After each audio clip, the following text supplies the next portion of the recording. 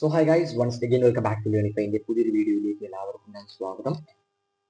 So അപ്പോൾ നമ്മൾ പുതിയൊരു ചാപ്റ്ററിലേക്ക് നമ്മൾ വീണ്ടും വരികയാണ്. ഫിസിക്സിലെ first chapter units and measurement. +1 ഫിസിക്സിലെ first chapter units and measurement. ഞാൻ ഫസ്റ്റ് ടൈമാണ് ഈ ഒരു ചാപ്റ്റർ ഞാൻ ക്ലാസ് എടുക്കുന്നത്. സോ നിങ്ങൾ എങ്ങനെയുണ്ടെന്ന് അഭിപ്രായം ഉറപ്പായിട്ടും കമന്റ് ചെയ്യാം. സോ അതേപോലെ നമ്മുടെ ഇതിൽ ഞാൻ ഈ ഒരു നോട്ട് ശ്രദ്ധിക്കുകയാണെങ്കിൽ നമ്മൾ physical quantities, units, system of units, SI units, significant figures, അതിൻ്റെ ഓരോ റൂൾസും കാര്യങ്ങളും മാത്രമേ നമ്മൾ ഈ ഒരു ചാപ്റ്ററിൽ ഈ ഒരു പാർട്ടിൽ പറയുന്നുള്ളൂ. പിന്നെ കുറച്ച് കഴിഞ്ഞാൽ നമ്മൾ ഒരുപാട് ഈ ഒരു MLT അങ്ങനെ കാര്യങ്ങളൊക്കെ വെച്ചിട്ട് പറയും. ഓക്കെ, ഇതിൻ്റെ ഓരോ യൂണിറ്റുകൾ വെച്ചിട്ട് നമ്മൾ എങ്ങനെയാണ് കണ്ടുപിടിക്കുന്നത് വെച്ച് നമ്മൾ പറയും കുറച്ച് കഴിഞ്ഞിട്ട്. സോ അപ്പോൾ നമുക്ക് ഈ ഒരു കിടക്കാം. അതിന് മുമ്പ് നമ്മുടെ ചാനൽ ഫസ്റ്റ് ആയിട്ട് സബ്സ്ക്രൈബ് ചെയ്യാം. അപ്പോൾ നോക്കാം.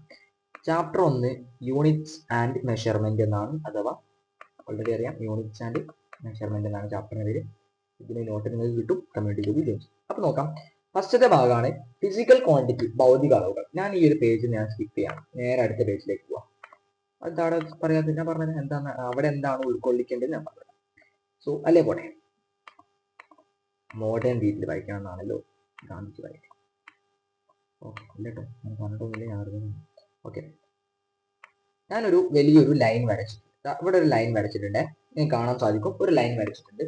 ഈ ഒരു ലൈന് അളക്കേണ്ടത് എന്ന് പറയുമ്പോൾ അളക്കേണ്ടത് ഈ ഒരു എഡ്ജ് കോർണറിൽ എഡ്ജ് കോർണർ, ഇതിന്റെ ഒരു എഡ്ജിൽ നിന്ന് തുടങ്ങാം. ഈ ഒരു ലൈനിന്റെ എഡ്ജിൽ നിന്ന് സ്റ്റാർട്ട് ചെയ്യാം.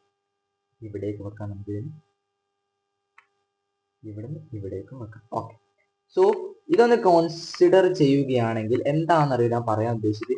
ഇത് ഓൾറെഡി ഇത് അളക്കേണ്ടത്, ഈ ഒരു ലെങ്ത് അളക്കേണ്ടത് മീറ്ററിലാണ്. സോ ഇതൊരു 7 ഒരു 6 ഒരു 6 മീറ്റർ ലെങ്ത് ഉള്ള ഒരു പൈപ്പാണ്.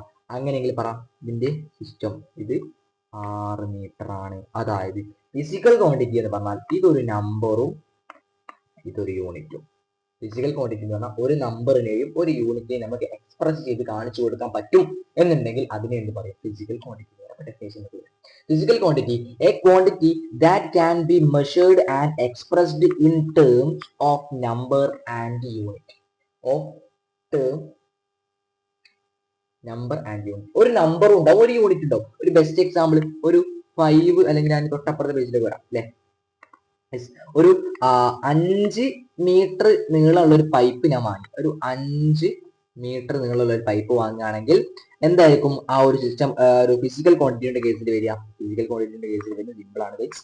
എന്താ വെച്ചാൽ ഈ ഒരു 5 ഒരു നമ്പറും അതേപോലെ ഈ ഒരു M എന്ന് പറയുന്നത് ഇതൊരു യൂണിറ്റും ആയിരിക്കും. M എന്ന് പറഞ്ഞ യൂണിറ്റ്. ഇതാണ് എന്ത്? Physical quantity. ഓക്കെ, എന്താണ് a physical quantity that can be measured and expressed in terms of number and unit. അതിന്റെ എക്സാമ്പിൾ അടക്കം ഇവിടെ കൊടുത്തിട്ടുണ്ട്, ഞാൻ അത്രേ പറയുന്നുള്ളൂ. അപ്പൊ നിങ്ങൾ എന്ത് ചെയ്യാം, നിങ്ങൾക്ക് ജസ്റ്റ് ഒന്ന് എടുത്ത് നോക്കാം. ബാക്കി ഡീറ്റെയിൽ ആയിട്ട് നിങ്ങൾ നോക്കണേ, നോട്ട് കിട്ടുമ്പോൾ ജസ്റ്റ് നോക്കാം. അപ്പൊ നമ്മൾ ആ ഒരു കാര്യം കഴിഞ്ഞല്ലോ. നെക്സ്റ്റ് ഭാഗം. ഇനി യൂണിറ്റുകളുടെ കേസിലേക്ക് വരാം. യൂണിറ്റുകളുടെ കേസിലേക്ക് വരുമ്പോൾ നമുക്ക് ഉദാഹരണം പറയുകയാണെങ്കിൽ അവിടെ നമുക്ക് എക്സാമ്പിൾ, ഫിസിക്സ് എന്ന് പറഞ്ഞ എക്സാമ്പിളിന്റെ കൊട്ടയാണ്. എന്താണ് ഞാൻ ഇവിടെ ഉദ്ദേശിച്ചതെന്ന് വെച്ചാൽ, സോ ഫസ്റ്റ് ഓഫ് ഓൾ ഞാനൊരു ബോക്സ് വരച്ചു. ഇതൊരു വലിയൊരു ദണ്ടോ കാർബൺ തന്നെ ഒരു എന്താ പറയുക, ഒരു റോഡ് എന്ന് കരുതാം. ഓക്കെ, ബ്ലൂ ആണ്, ഒരു റോഡാണെന്ന് കരുതരുത്. റോഡ്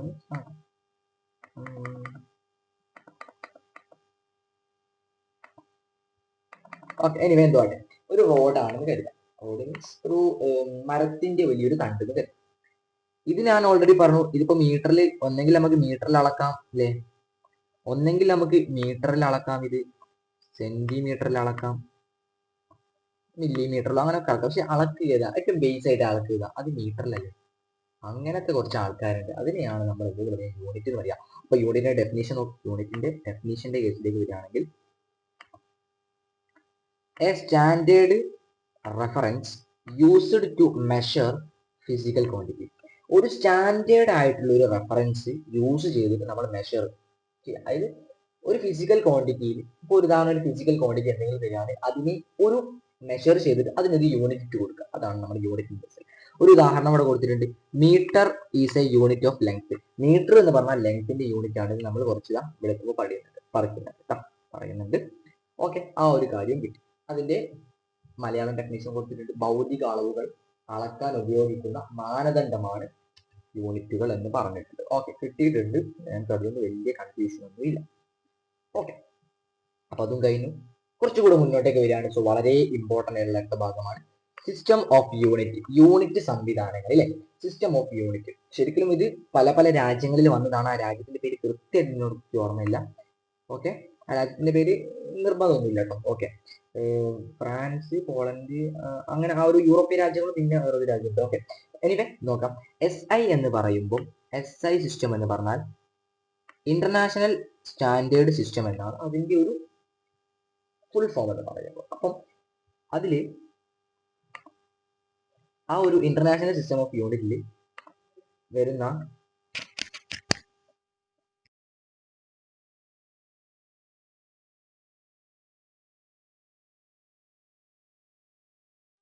അപ്പം ഇന്റർനാഷണൽ സിസ്റ്റം ഓഫ് യൂണിറ്റിൽ വരുന്ന ഫസ്റ്റത്തെ വ്യക്തിയാണ് ആര്?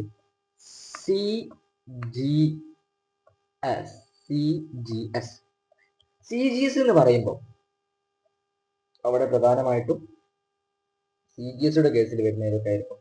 ഓൾറെഡി നിങ്ങൾക്ക് അറിയാമല്ലേ, സെന്റിമീറ്റർ വരും, ഗ്രാം വരും, സെക്കൻഡ് അല്ലെ സമയം വരും. ഓക്കെ, അതൊക്കെ ഞാൻ അവിടെ കൊടുത്തിട്ടുണ്ട്. എല്ലാം ഞാൻ ഇവിടെ കൊടുത്തിട്ടുണ്ട്.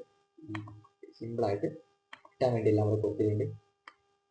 Length centimetre, gram, second. Okay, അടുത്തത് MKSന്റെ കേസിലേക്ക് വരാം. MKS, M എന്ന് പറയുമ്പോൾ എന്താ? മീറ്റർ ആണ്. K എന്ന് പറഞ്ഞാൽ കിലോഗ്രാം ആണ്. S എന്ന് പറഞ്ഞാൽ സെക്കൻഡ് ആണ്. സെക്കൻഡ് എല്ലാത്തിലും മാറുന്നില്ല. ഇനി FPS എന്ന് പറഞ്ഞാൽ F എന്ന് പറഞ്ഞാൽ ഫൂട്ട് ആണ്. അതേപോലെ P എന്ന് പറഞ്ഞാൽ പോണ്ട് ആണ്. അതേപോലെ T എന്ന് പറഞ്ഞാൽ സമയമാണ്. ഓക്കെ, ഇതേപോലെയാണ് സിസ്റ്റം ഓഫ് യൂണിറ്റുകൾ. അതായത് CGS ഉണ്ട്, MKH ഉണ്ട്, അല്ല MKS അല്ലേ. ഓക്കെ, MKS ഉണ്ട്, അതേപോലെ FPS ഉണ്ട്.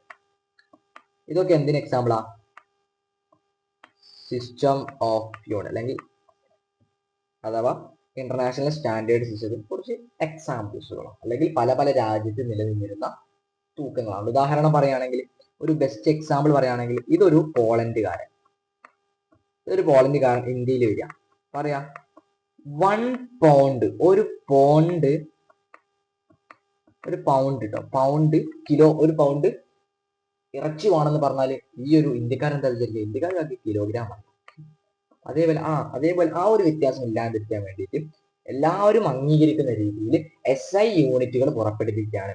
അതിനെ പറയും there are 7 fundamental unit. 7 fundamental unit ഉണ്ട്. അത് SI യൂണിറ്റ് വളരെ നിർബന്ധമാണ്. SI യൂണിറ്റുകളിലെ 7 ഫണ്ടമെന്റൽ യൂണിറ്റ് ആണ്. അതേപോലെ 2 ഡിറൈവ്ഡ് ഉണ്ട്.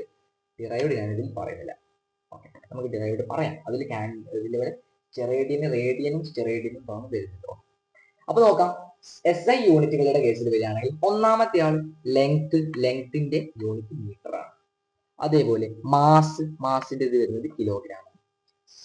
സമയം സെക്കൻഡ് ആണ്, ടൈം സെക്കൻഡ് ആണ്. Electric current ampere. അതേപോലെ ടെമ്പറേച്ചർ K ആണ്. അത് ഈ എയും കെയും ക്യാപിറ്റൽ വരാം. അതായത് ശാസ്ത്രജ്ഞന്മാരുടെ ഇത് കണ്ടുപിടിച്ചിട്ടുള്ള സയന്റിസ്റ്റുകളുടെ പേരായതുകൊണ്ടാണ്. എമൗണ്ട് ഓഫ് സബ്സ്റ്റൻസ് മോളാണ്. Luminous intensity Candela. അപ്പം ഇത് ഇമ്പോർട്ടൻ്റ് ആണ്. ഈ ഒരു സിസ്റ്റം ഓഫ് യൂണിറ്റിലെ ഈ ഒരു കാര്യം എന്താണ് മച്ചാനെ പഠിച്ചു കൊടുക്കുക. നോട്ട് കിട്ടും നിങ്ങൾക്ക്, ഇത് പഠിച്ചു കൊടുക്കുക. വളരെ ഇമ്പോർട്ടൻ്റ് ആയിട്ടുള്ള ഒരു ഭാഗമാണ് ഈ ഒരു കാര്യം, SI യൂണിറ്റ് എന്ന് പറയുന്നത്.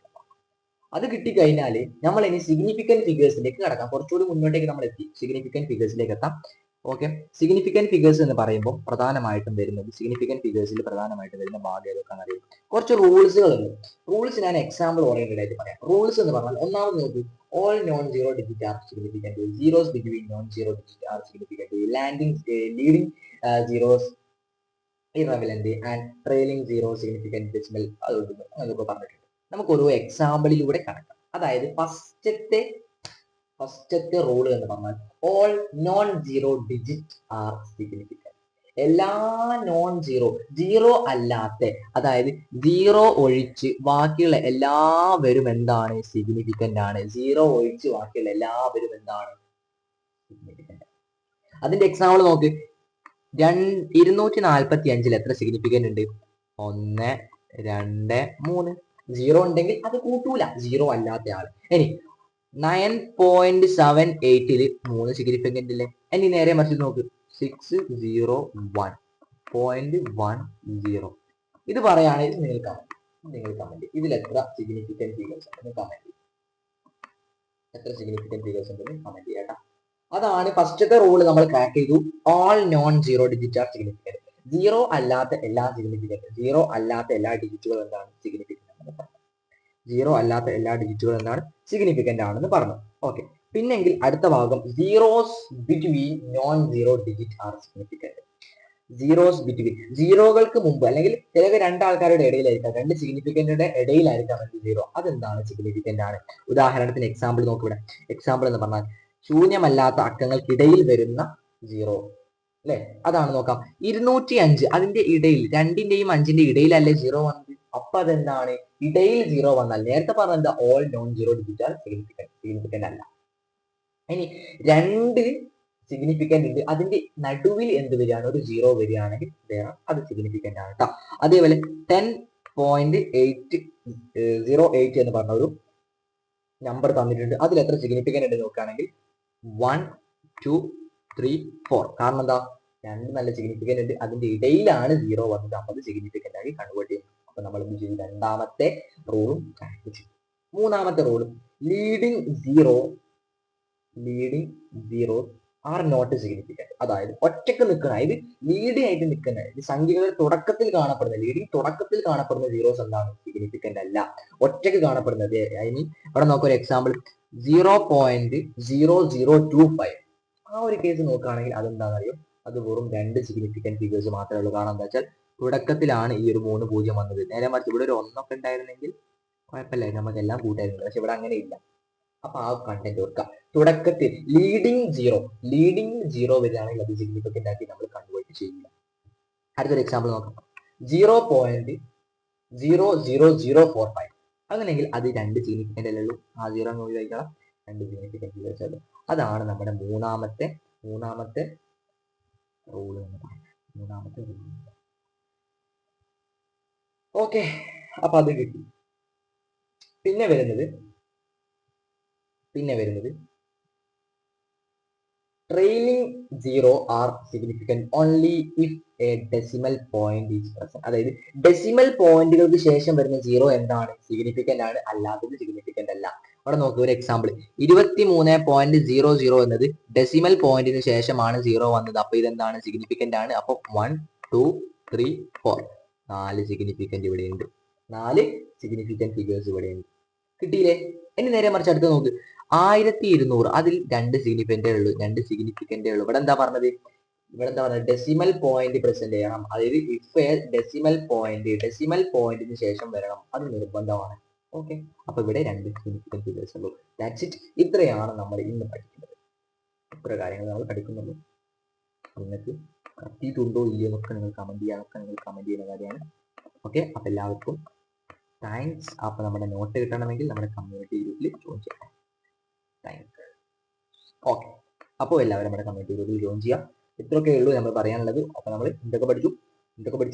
നമ്മൾ ആദ്യം പഠിച്ചത് ഫിസിക്കൽ ക്വാണ്ടിറ്റി എന്താണെന്ന് പഠിച്ചു. അതേപോലെ യൂണിറ്റ്സ് എന്താണെന്ന് പഠിച്ചു. പിന്നെ നമ്മൾ സിസ്റ്റം ഓഫ് യൂണിറ്റുകൾ, ഓരോ രാജ്യത്തിലെ യൂണിറ്റുകൾ പഠിച്ചു. പിന്നെ SI യൂണിറ്റ്, അതേപോലെ സിഗ്നിഫിക്കന്റ് ഫിഗേഴ്സ്. ഇത്രയാണ് നമ്മളിവിടെ പറഞ്ഞിട്ടുള്ളത്. അതേപോലെ നമ്മൾ കൂടുതൽ വീഡിയോകൾക്ക് വേണ്ടി നമ്മുടെ ചാനൽ മസ്റ്റായിട്ടും നിങ്ങൾ സബ്സ്ക്രൈബ് ചെയ്യാൻ മറക്കരുത് കേട്ടോ. അതേപോലെ വാട്സ്ആപ്പ് കമ്മ്യൂണിറ്റി ഗ്രൂപ്പിൽ ജോയിൻ ചെയ്യാം. So that's it. അപ്പൊ നമ്മൾ ഇത്രയും പഠിക്കുന്നുള്ളൂ. അപ്പൊ നമുക്ക് ബാക്കി അടുത്ത ക്ലാസ് പഠിക്കാം. So bye, thank you. Channel നല്ലോണം ഫോളോ ചെയ്യുക. നമ്മൾ ഓരോ ക്ലാസ്സും തരും. So by.